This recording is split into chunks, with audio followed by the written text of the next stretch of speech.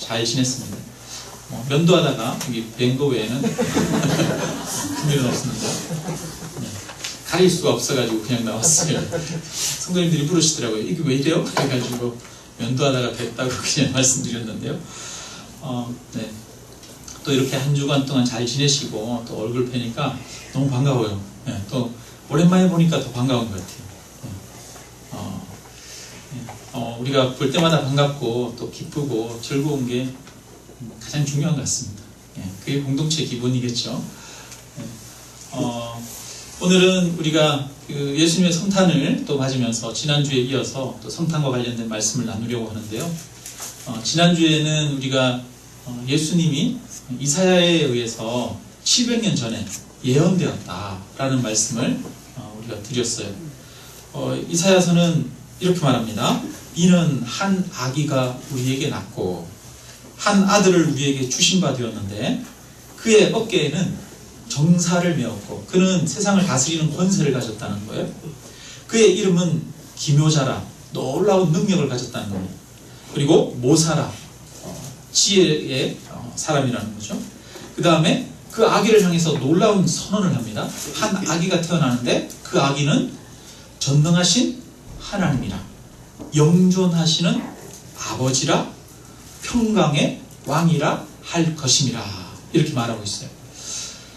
예수님이 태어나기 700년 전에 이사야가 한 아기가 이 세상에 오는데 이 세상에 오는 그 아기가 전능하신 하나님이다 이야기를 하고 있어요. 영존하시는 영원하신 아버지다 이렇게 이야기를 하고 있어요. 이것은 사람이 만들어낸 사람의 생각이 아닌 줄로 믿습니다. 하나님께서 이사야에게 성령을 통해서 알게 하셔서 예언하게 하신 것이죠. 그래서 이 이사야에게 예언한 대로 정말 전능하신 그 하나님이 아기의 모습으로 이 땅 가운데 태어난 분이 바로 우리가 믿는 예수 그리스도인 줄로 믿습니다. 근데 이 아기가 이 땅에 와서 할 일에 대해서 이야기를 하고 있어요. 지난주에 이 아기는 어떤 왕이 될 거라고 말씀했습니까? 평화의 왕이라. 예수님은 이 땅을 평화롭게 만드시는 분이라고 말씀하셨어요. 그래서 예수님의 사명은 이 땅에 평화를 만드시는 거예요. 예수님이 만드시는 평화는 세상이 주는 평화와 다르다 말씀드렸습니다. 로마가 하는 로마의 평화와 다른 거야. 이 세상을 거짓된 평화가 아니라 참 평화, 진정한 평화, 완전한 평화를 이루시는 분이 예수님인데 그 예수님의 평화에 대해서 이사야 11장에서 시적으로 표현해 놨어요. 그 시적 표현이 뭐냐면 늑대가 어린 양과 함께 살고 표범이 어린 염소와 함께 눕고 암소와 곰이 함께 먹으며 젖먹는 아이가 독사굴에 손을 넣어도 물지 않는 세상이라고 말하고 있습니다. 그곳에는 해하는 것이나 서로 해롭게 하는 것이나 서로 상하게 하는 것이 없다. 여호와를 아는 지식이 물이 바다 덮음같이 충만할 것이다. 이렇게 말했어요. 이런 세상을 우리 찬양으로 노래한 게 있죠. 여러분 찬양 중에 사막에 샘이 넘쳐 흐르리라 옛날에 복음송가 여러분 아시는 분도 계실 텐데요. 복음송가 어떻게 됩니까? 사막에 샘이 넘쳐 흐르리라 사막에 꽃이 피어 향내 내리라 주님이 다스리는 그 나라가 되면은 사막이 낙원되리라. 그 다음에 독사굴에 어린이가 손 넣고 장난쳐도 물지 않는 참 사랑과 기쁨의 그 나라가 이제 속히 오리라. 여러분 예수님이 만드시는 나라 이 평화의 나라를 독사굴에 어린이가 손 넣고 장난쳐도 물지 않는 나라 서로 상하게 하는 것이나 서로 해하는 것이 없는 나라 여호와를 아는 지식이 충만해서 하나님의 그 사랑으로 가득한 나라 그것이 바로 예수님이 이 땅 가운데 이루실 평화라고 그렇게 말씀하고 있습니다. 그래서 예수님은 이 땅에 진정한 평화의 왕으로 오신 줄 믿습니다. 이 대목에서 우리가 한번 생각해 볼 것은 예수님이 왜 하필이면 말구유에 나셨는가? 예수님이 말구유에 나신 것이랑 평화의 왕으로 오신 예수님의 사명과 무슨 상관이 있을까? 그걸 한번 생각해 보기를 원합니다. 이번 한 주간 동안 저는 지내면서 예수님이 왜 하필 말구유에 나셨지? 예수님이 하필 아주 가난하고 힘없는 이 요셉의 집에서 태어나셨지? 이런 생각을 많이 하면서 보냈어요. 여러분, 하나님은 이 예수님을 선택해서 태어나게 할 수 있었잖아요. 천사가 요셉에게 나타나서 아기가 있을 거라고 얘기하고 마리아에게 현몽하여서 마리아에게 성령으로 아이가 잉태될 것을 이야기하셨어요. 그렇다면 이 성령께서는 마리아를 선택하지 않으시고 로마 황제를 선택할 수도 있었잖아요. 만약에 로마 황제에게서 태어났다면 얼마나 좋았겠습니까? 그죠? 말구유에 눕는 것이 아니라 금으로 된 좋은 침상에 누웠겠죠. 만약에 황제로 태어났다면 그럼 할 수 있는 일들이 더 많았을까요? 더 적었을까요? 로마 황제로 태어났으면 할 수 있는 일들이 엄청 많았겠죠. 예수님이 이 땅에서 하신 일 한번 생각해 보세요. 예수님이 하신 일이 많아요? 물론 많죠. 예수님 많은 능력을 가지고 있으셔서 많은 병자들을 고치셨어요. 그리고 사람들에게 천국 복음을 가르치셔서 약 120명의 사람들을 제자로 남기셨어요. 12제자가 있었지만 또 마가다락방에 120명의 사람들이 있었죠. 예수님은 약 120명의 사람들을 남기고 그리고 나서 마지막에 십자가에 돌아가셨어요. 어쩌면 좀 초라할 수도 있어요. 세상에 평화의 왕으로 오셨다라고 하는 예수님으로서는 이 땅에서 하신 그 사역이 어쩌면 초라하다고 할 수 있어요. 만약에 로마 황제로 태어났다면 여러분 더 많은 일들을 할 수 있었을까요? 없었을까요? 아마 어쩌면 더 많은 일들을 할 수 있었을지도 모르겠습니다. 로마 왕궁의 모든 곳간을 풀어가지고 가난한 사람들에게 나눠줄 수도 있었겠죠. 수십만 명, 수백만 명의 노예들을 자유롭게 자유인으로 풀어줄 수도 있었을지도 모르겠습니다. 로마가 다스리고 있는 많은 속국들의 세금을 감면해 주거나 아니면 로마가 더 이상 정복 전쟁을 하지 않고 더 이상 피 흘림을 멈추도록 할 수도 있었을지 않을까요? 아마 로마 황제의 집안에서 태어났으면 더 많은 일을 할 수 있었을 텐데 왜 굳이 예수님은 평화의 왕이라고 하시면서 이 구유에 아무런 능력 없는 이 요셉의 집안에 태어나셨을까요? 잠시 한번 우리가 살아가고 있는 세상에 대해서 한번 이야기를 하려고 합니다. 여러분, 우리가 살아가고 있는 대한민국 최근 2, 3년 사이에 여러 가지 큰 많은 변화들을 겪고 있습니다. 헌정사상 한 번도 일어나지 않았던 초유의 일이 일어났죠. 대통령이 탄핵되는 일이 일어났어요. 그러면서 모든 많은 사람들의 관심과 마음이 이 정치 부분으로 이렇게 모아졌습니다. 그러면서 문재인 대통령이 당선이 돼서 새로운 대통령이 세워졌죠. 많은 사람들이 기대를 했을 겁니다. 새로운 대통령이 세워졌으니 이제 우리나라에 많은 새로운 좋은 변화들이 일어나기를 기대했습니다. 여러분, 그러면 지금 약 2년 정도 지났는데 여러분들이 기대하셨던 그런 변화가 이 땅 가운데 일어나고 있습니까? 아니면 안 일어나고 있습니까?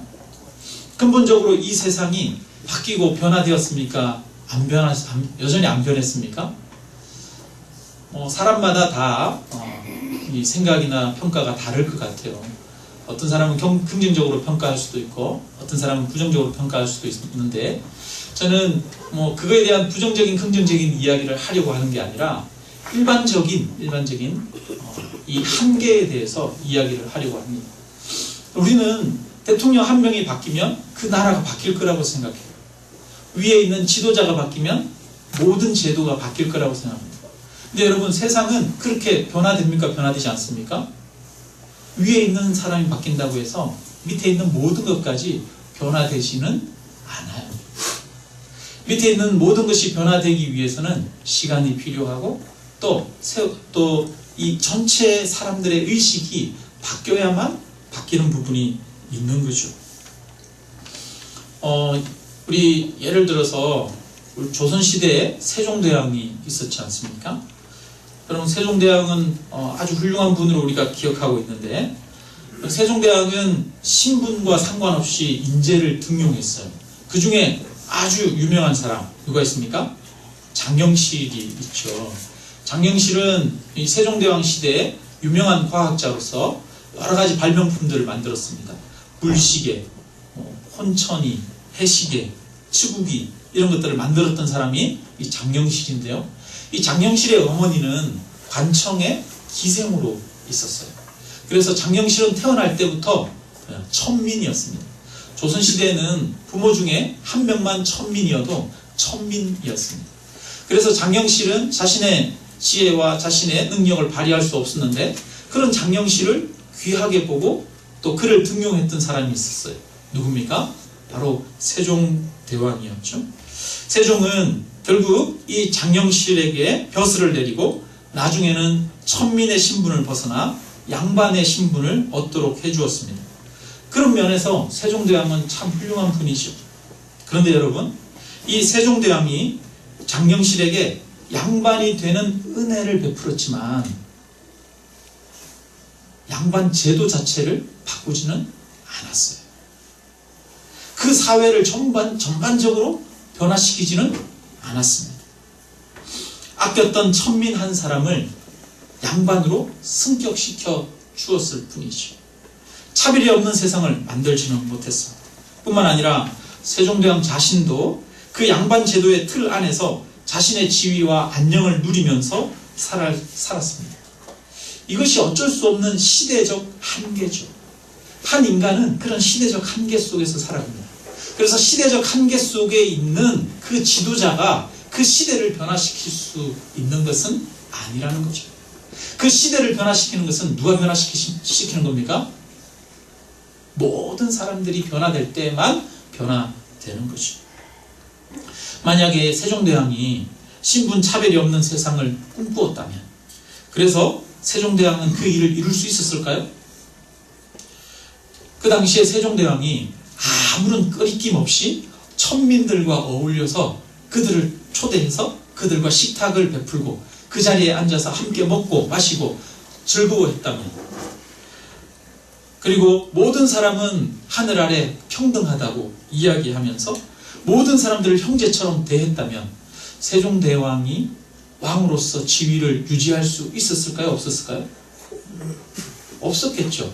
그 당시에는 양반제 사회 아닙니까? 그 사회를 지탱하고 있는 신분제 사회에서 그 양반들, 사대부들이 그 나라를 지탱하는 권력이었습니다. 만약에 세종대왕이 그런 시대를 역행했다면 세종대왕 자신이 제거당했겠죠. 왕으로서 왕의 지위에 있을 수 없었을 것입니다.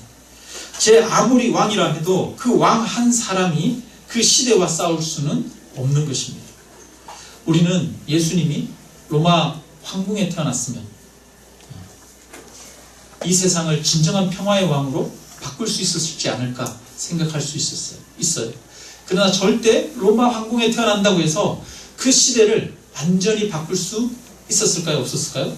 없었을 것이라 저는 생각합니다. 오히려 예수님은 그래서 낮은 자로 이 땅 가운데 오셨습니다. 요셉의 집안에 오셨고 말구유에 태어나셨습니다. 예수님이 와서 하신 일은 무엇입니까? 가장 낮은 곳에 말구유에 태어나신 거예요. 뿐만 아니라 예수님은 태어나자마자 이 헤롯 왕의 칼날을 피해서 도망가야 했습니다. 헤롯 왕은 유대인의 왕으로 오는 이제 아기가 태어났다는 이야기를 듣고 자기의 왕권을 잃을까 염려가 됐습니다. 그래서 유대 인근에 있는 2살 아래의 모든 사내 아이들을 죽여버리라고 명령했습니다. 그때 천사가 마리아와 요셉에게 나타나서 이 유대 지역을 떠나서 애굽으로 가라고 말씀하셨습니다. 그래서 태어난 지 얼마 안 된 갓난 아기인 그 예수를 안고 예수의 부모들은 애굽으로 갔어요. 여러분, 여러 사람이 수백 명이 애굽으로 내려간 게 아니라 그냥 한 가족이 3명이 애굽으로 내려가요. 엄마, 아빠, 갓난 아기 애굽으로 내려갔어요. 여러분, 애굽은 다른 나라의 이방 땅이에요. 그 당시에 성경에 보면 성경에서 사회적 약자를 이야기를 하는데 성경에 나오는 사회적 약자는 고아와 또 누구? 과부와 또 나그네입니다. 나그네가 누구냐면 이방인이에요. 이방인. 그 사람들이 세상에서 가장 약한 사람들이에요. 예수님이 애굽에 내려가서 뭐를 경험했을까요? 그 시대의 가장 사회적 약자로 애굽에서 천대받고 멸시받고 소외받는 경험을 하지 않았을까요? 우리나라에도 최근에 이제 그 외국인과 결혼하는 경우들이 많이 있죠. 그래서 다문화 가정들이 많이 생기죠. 근데 그 다문화 가정에서 태어난 우리 자녀들이 학교나 이런 데서 친구들로부터 많은 학대를 받기도 한다고 합니다. 최근에는 그렇게 해서 중학생 한 명이 옥상에서 뛰어내려서 자살했던 그런 경험도 있었죠. 우리나라도 지금 여전히 나와 다르다라고 해서 다른 사람들을 차별하고 학대하는 일들이 아이들 사이에서도 일어나지 않습니까? 예수님이 유대인으로서 애굽에 내려갔어요. 그 당시에는 애굽에 내려가는 것이 일반적이지 않은 시대에 한 가정이 내려가서 애굽에서 피난 갔을 때 얼마나 힘들었을까. 사실 우리나라 최근에 많은 문제가 되고 있는 게 난민 문제잖아요. 그래서 난민을 받아들일 것이냐 말 것이냐, 특히 다른 종교를 가지고 있는 그 난민들을 수용해야 되느냐 말아야 되느냐, 이것이 사회적인 많은 논란이 되고 있는데요. 여러분, 난민이었던 사람 중에 한 분이 누굽니까? 예수님이야말로 난민이었어요. 애국으로 피난 간 난민이었죠. 가장 소외되고 약한 약자의 입장에 섰던 분이 바로 예수님이셨습니다. 예수님은 뿐만 아니라 하나님의 아들이시면서 가난한 목수의 아들로 태어났어요. 예수님의 아버지 요셉이 오래 살았으면 좋았는데 요셉이 일찍 죽었어요. 그래서 이 요셉 밑에서 자란 예수님은 목수로 일을 했습니다. 예수님이 소년 가장이었을 가능성이 있어요. 요셉이 몇 살에 죽었는지는 정확하게 나오지 않아요. 그렇지만 일찍 죽었던 것으로 보입니다. 아마 20살 즈음에는 20살 아니면 그 이전부터 예수님은 목수로 일을 하면서 가정의 생계를 책임져야 되는 소년 가장이었을지도 몰라요. 예수님이 살았던 동네는 오늘날 강남 8학군이나 서울 한복판이 아닙니다. 예수님이 살았던 동네는 나사렛이라고 하는 유대 땅 저 골짜기였죠. 오늘날로 따지면 저 강원도 산골짜기 같은 그런 동네예요. 그런 동네에서 목수로 일했어요. 여러분, 목수로 일한다는 것은 요즘도 이제 목수들이 주로 하는 일이 뭡니까? 건축 현장에서 여러 가지 나무로 아니면 쇠로 된 여러 가지 구조물들을 세우는 일을 하지 않습니까? 예수님도 아마 집을 세우거나 만들 때 거기에 불려가서 거기서 집을 만드는 건축 노동자로 아마 일을 했을 것입니다. 아니면 식탁을 만들거나 의자를 만들거나 그렇게 해서 판매하기도 했겠죠. 예수님은 노동자로서의 삶을 살았어요. 예수님 주변에 학식이 있거나 많이 배우거나 뛰어난 사람들이 있었을까요? 아니에요. 예수님 주변에는 다 그런 사람들이었어요. 어부나 아니면 농부나 목자들이었어요. 예수님과 같은 노동자들이 예수님의 친구였죠. 그러던 예수님이 나이 30이 돼서 집을 떠나서 드디어 이제 하나님 나라의 복음을 전하고 그 다음에 공생애를 시작합니다. 근데 예수님 주변에 사람들이 모여들었어요. 예수님 주변에 사람들이 모여들었는데 그 예수님 주변에 모여든 사람들은 사회적으로 명망이 있고 뛰어난 사람들이었습니까? 아니면 아무것도 없는 사람들이었습니까? 그 당시에는 사회적으로 하루 세 끼 해결할 수 있는 사람들은 약 10%의 사람들도 안 됩니다. 나머지 90%의 사람들은 하루 세 끼 밥 먹는 것도 걱정해야 되는 그런 시대였어요. 예수님 주변에 모였던 사람들은 하루 세 끼 밥 먹을 수 없는 사람들, 특히 병자들, 가난한 사람들, 뿐만 아니라 세리와 창기들, 이런 사람들이었어요. 여러분, 세리와 창기들은 어떤 사람이냐면 그 사회로부터 철저하게 무시당하는 죄인이라고 낙인 찍혀서 소외된 사람들이었습니다. 저 사람들은 나쁜 사람들이야 라고 정죄 당하는 사람들이었어요. 그 사회는 정한 것, 깨끗한 것과 깨끗하지 않은 것, 부정한 것을 구분하는 그런 시대였죠. 그래서 바리새인이나 종교인들은 자신을 깨끗하고 거룩한 척했습니다. 그러나 반대로 가진 것 없는 병자들은 깨끗하지 않은 사람들로, 부정한 사람들로 낙인 찍혀서 공동체 바깥으로 쫓아냈습니다. 그 공동체 바깥에서 쫓아내진 사람들이 누굽니까? 바로 세리와 창기들 아닙니까? 근데 예수님의 주변에는 항상 그 범죄자들, 사람들이 낙인 찍은 부정하다고 하는 사람들, 세리와 창기들, 병자들이 가득했습니다. 그들은 지저분하고 더럽고 냄새나는 사람들이었습니다. 배우지 못한 사람들이었습니다. 그런 사람들과 예수님은 함께 어울렸습니다. 그러다가 그 중에 한두 명, 율법학자들이나 바리새인들이나 이런 사람들이 있었죠. 그 사람 중에 성경에 나오는 사람이 니고데모 같은 사람, 이런 사람들이죠. 아리마대 요셉 같은 사람, 이런 사람들은 공회원이죠. 그러면서 예수님을 따랐던 사람 중에 한 명입니다. 예수님이 만나서 식사하는 곳에는 항상 그렇게 가난한 사람들, 사회적으로 낙인 찍힌 정죄받는 사람들이 가득했습니다. 그리고 그들에게 예수님은 말씀하셨어요. 누가 내 자매요, 내 형제냐, 내 부모요 형제냐? 바로 너희들이야말로 아버지의 뜻대로 행하는 자가 내 형제요 자매다. 여기 있는 여러분 가난한 사람들, 여기 있는 여러분 병자들, 여기 있는 여러분 세리와 여러분 여기 있는 창기들이 바로 나의 형제입니다.